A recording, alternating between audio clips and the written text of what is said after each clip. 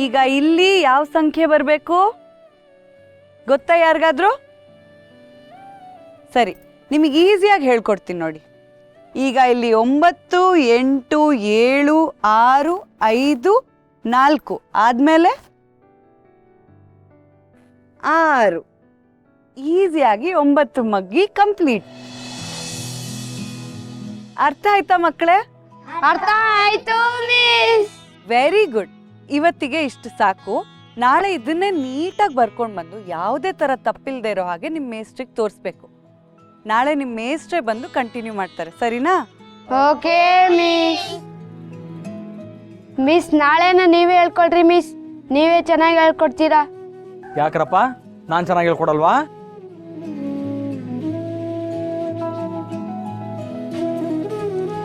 ಕೂತ್ಕೊಳ್ಳಿ. ನೀವು ಚೆನ್ನಾಗಿ ಹೇಳ್ಕೊಡ್ತೀರಾ ಸರ್, ಆದ್ರೆ ಮಿಸ್ ಇನ್ನೂ ಚೆನ್ನಾಗಿ ಹೇಳ್ಕೊಟ್ರು.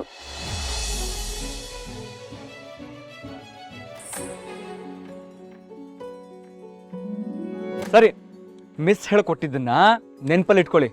ನಾಳೆ ಅದ್ರ ಮೇಲೇನೆ ಪ್ರಶ್ನೆ ಕೇಳ್ತೀನಿ, ಓಕೆನಾ? ಈಗ ಹೊರಡಿ. Okay sir. Bye Ganapa. Amrutha ಅವರೇ, ನೀವು ನನ್ನನ್ನು ಎಪ್ಸೋದಲ್ವಾ? ಯಾಕೆ ಸಂಜೀವ್ ಅವರೇ, ನನ್ನ ಮಕ್ಕಳಿಗೆ ಸರಿಯಾಗಿ ಪಾಠ ಮಾಡಲಿಲ್ಲ ಅಂತನಾ? ಹಾಗಲ್ಲ, ನೀವು ಮಕ್ಕಳಿಗೆ ಚೆನ್ನಾಗೇ ಪಾಠ ಮಾಡಿರ್ತೀರಾ. ಆದರೆ ನನ್ನನ್ನು ಯಾಕೆ ಎಪ್ಸಿಲ್ಲ ನೀವು? ಯಾಕಂದರೆ ನೀವು ರಾತ್ರಿ ನಿದ್ದೆ ಮಾಡಲಿಲ್ಲ ಅಲ್ವಾ, ಅದಕ್ಕೆ.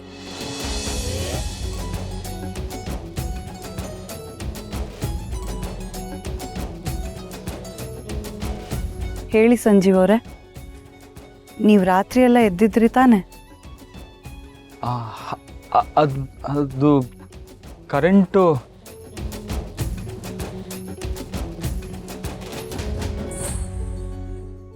ಮಕ್ಕಳಿಗೆ ಪಾಠ ಮಾಡಿದ್ದಕ್ಕೆ ಥ್ಯಾಂಕ್ಸ್.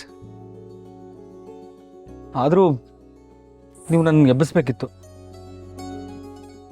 ಪರವಾಗಿಲ್ಲ ಬಿಡಿ, ಇನ್ಮೇಲೆ ನಾನೇ ಬೇಗ ಹೇಳ್ತೀನಿ. ಥ್ಯಾಂಕ್ಸ್.